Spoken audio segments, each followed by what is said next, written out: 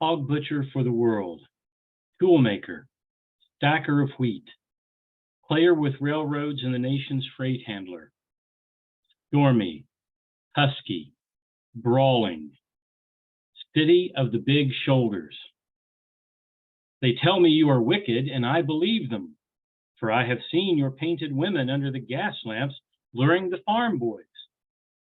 And they tell me you are crooked, and I answer, yes, it is true. I have seen the gunmen kill and go free to kill again. And they tell me you are brutal, and my reply is, on the faces of women and children, I have seen the marks of want and hunger. And having answered so, I turn once more to those who sneer at this my city, and I give them back the sneer and say to them, come and show me another city with lifted head, singing so proud to be alive and coarse and strong and cunning, flinging magnetic curses amid the toil of piling job on job. Here is a tall, bold slugger set vivid against the little soft cities. Fierce as a dog with tongue lapping for action, cunning as a savage pitted against the wilderness. Bareheaded, shoveling, wrecking, planning, building, breaking, rebuilding. Under the smoke, dust all over his mouth, laughing with white teeth. Under the terrible burden of destiny, laughing as a young man laughs. Laughing even as an ignorant fighter laughs who has never lost a battle. Bragging and laughing that under his wrist is the pulse, and under his ribs the heart of the people. Laughing. Laughing the stormy, husky, brawling laughter of youth, half naked, sweating, proud to be hog butcher, tool maker, stacker of wheat, player with railroads, and freight handler to the nation. If you are wondering, that is the poem entitled Chicago by Carl Sandburg. We're going to refer to this poem again here in just a few seconds. But hello and welcome to this video on the social disorganization theory of crime. In this video, we're going to look at the historical context or the things leading up to the enunciation of this theory that I believe to be important to truly understanding the theory, placing it in its context. Now, if you haven't discerned by now, I'm approaching criminological theory from a historical perspective, the history of ideas. Ideas are not born in a vacuum. They are born out of the context from which their creator lives. And that context has a past and it has a present. So that's what we're doing. We're looking at these contexts because they're important to understand. So we're going to be looking at social disorganization theory. And in this video, we're going to be looking at its historical background. Now let's start with this slide of Maggie, a Girl of the Streets, a novel by Stephen Crane. Now it takes place in the poor area of New York City known as the Bowery. And Maggie is from a poor family. The father's no longer in the picture. She's got a mother, she's got an older brother, and they are struggling to make ends meet. And they stay hungry. And it's all about how one of her brother's friends spoils her. It's a novel. It was published in 1893. And the novel really does a good job at describing the areas of poverty within New York City. Now, this is the only reference to New York City that I'm going to make, because what we're really going to be looking at is the great crime laboratory of Chicago. So in 1925, Park and Burgess published a book called The City that we're going to get to in the next video. But in the 20s, we have Al Capone, and organized crime is really taking hold because of the Volstead Act or Prohibition. It's the Roaring 20s. We've got all sorts of things going on that are disorganized in the city. So we're going to, although organized crime sure sounds like there's some organization going on, but we're going to be looking at Chicago in particular. But let's look at some of the things leading up to where we are. First, before we get into the history of Chicago itself, there is a novel published by Upton Sinclair in 1906. Now, this is 13 years after the Columbian Exhibition in Chicago. The Jungle is a novel about Jurgis, and I am not sure how to spell his name, but in this novel, he plays a worker in the slaughterhouses. The novel highlights the plight of the slaughterhouse worker, the meat packing industry, that is, but it also highlights what's going on in these slaughterhouses. Now, Sinclair was hoping that Americans would read this novel and be up in arms about how the workers were treated. Instead, they were up in arms about the unsanitary conditions in which their meat was packed. So it did not have the effect that Sinclair wanted. But his novel really gives us an excellent context for understanding social disorganization theory in Chicago. It helps us understand Chicago better because Chicago is the city that gave birth to social disorganization theory.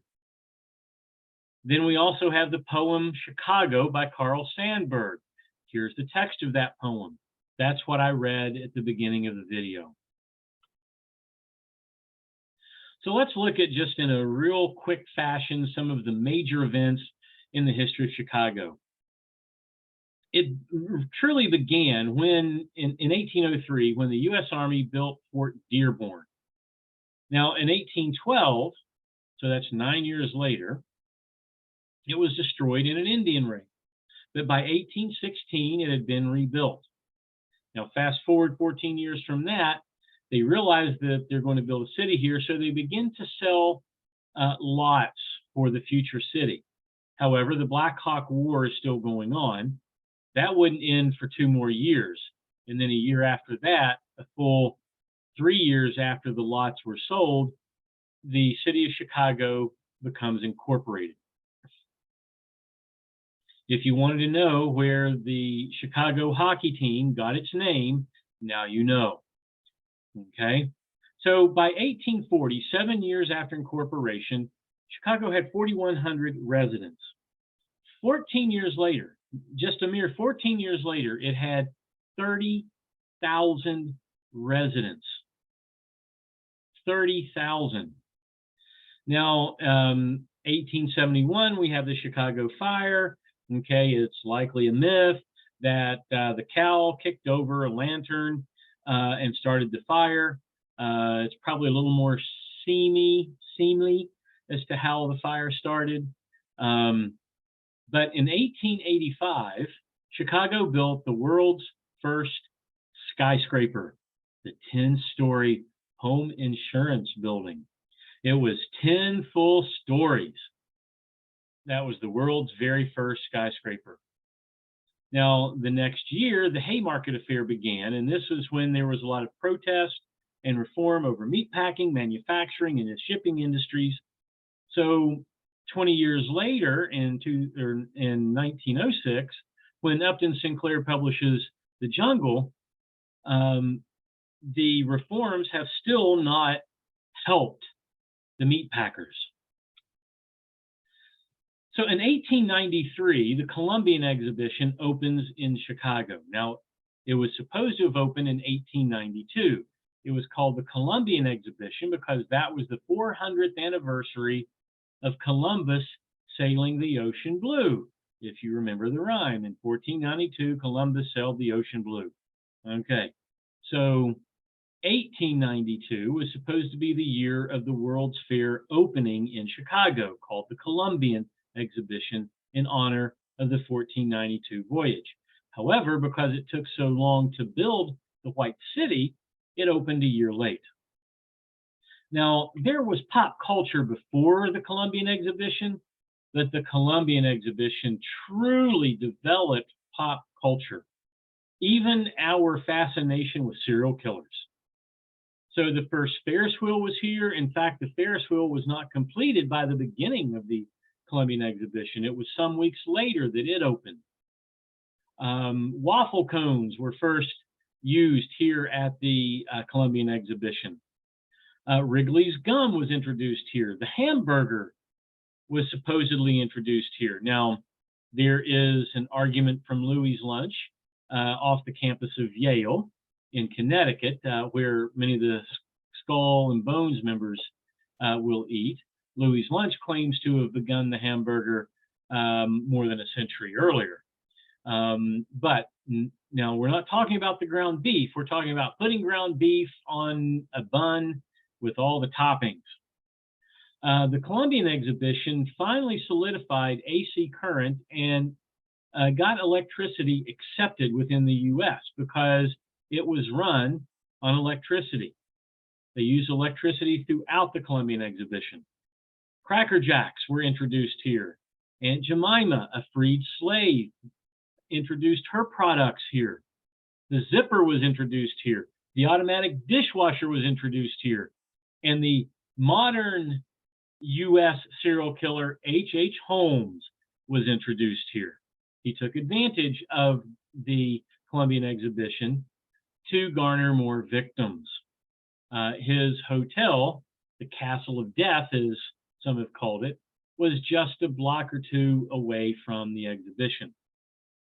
So let's move forward. This is from a postcard of the time of the White City, which is what they called it, because all the buildings were mostly white, to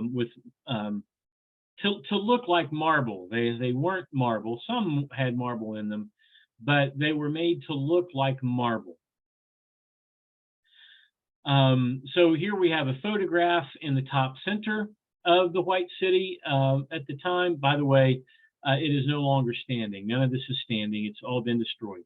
In the bottom left-hand corner is an actual photograph of H.H. Holmes. And in the bottom right corner is a photograph of the Holmes murder castle. So moving on, 1894, there was a National Rail Union boycott because of reduced wages at the Pullman Palace Car Company. Now, these wages were reduced because the Columbian Exhibition was now over. Wages were significantly reduced because the revenues for the companies were significantly reduced. But they were so significantly reduced that it was no longer even a living wage. So fast forward 5 years from there, Chicago houses the Cook County Juvenile Court, the very first juvenile court ever established by legislative authority. Now, the city of Memphis and Shelby County, Tennessee, claims they had the very first one, but they did not have legislative authorization. Okay, so 1906, Upton Sinclair publishes The Jungle. And then we move into the teens, and World War I brought many African American immigrants to Chicago from the South in what has been called the Great Migration. So there were several freedmen or freed slaves that their children and their children's children who finally had enough of what was going on in the South. And so they decided to go north, hearing that the racism of the North is non-existent or very minimal at the worst. They would find that was completely false. But the Great Migration occurred at the same time that an influx of immigration of Irish, Polish, and German, mostly Jewish, ethnic groups as well as Slavic groups, Eastern European groups, were coming to the U.S. Now, in the 1930s, Chicago had a patronage system of politics. That meant that people could pay the politicians and the police to enforce what they wanted to have enforced. Now, immigration from Western and Eastern Europe tended to land most immigrants in New York City, Boston, and Chicago. So these three cities were the primary cities in which the immigrants from East and West Europe were landing. Okay, so I've already talked about immigration and the Great Migration. So we had immigrants from Europe. There were a lot of Irish people who came because of the famines. There was a significant level of persecution of the Jews in Eastern Europe, especially, but all over Europe. And then we had the Great Migration because of the harsh racial laws in the South. And so there are some images from these two immigration events. So here is an image of Chicago. 1853, there is a drawing of Chicago of the time. And then we move over to 1909. There's a street scene from Chicago. There's a postcard of Chicago from the 1920s. There's a photograph of the skyline from the 1940s. And then we come to this aerial photograph of the entire city of Chicago that was taken in the year 2006. All right, so Chicago is likely the fastest growing city in the history of the U.S. Now remember Durkheim. Crime is a function of the industrial culture, the mechanical culture, or I'm sorry, the organic culture that evolved from the mechanical culture as a result of the fast developing culture related to the Industrial Revolution. So now here we have Chicago, one of the fastest growing cities in the history of the U.S. So it's important to know all of this stuff about Chicago, because Chicago is the laboratory. All of these things filter into what's going on in Chicago at the time. So not only did these things likely influence Parkin Burgess and Sean McKay in ways that they were unaware of, but it also influenced what the culture of Chicago was like when they were studying it as a laboratory for crime. So it's important to remember those things. I will see you in part 2 of this video.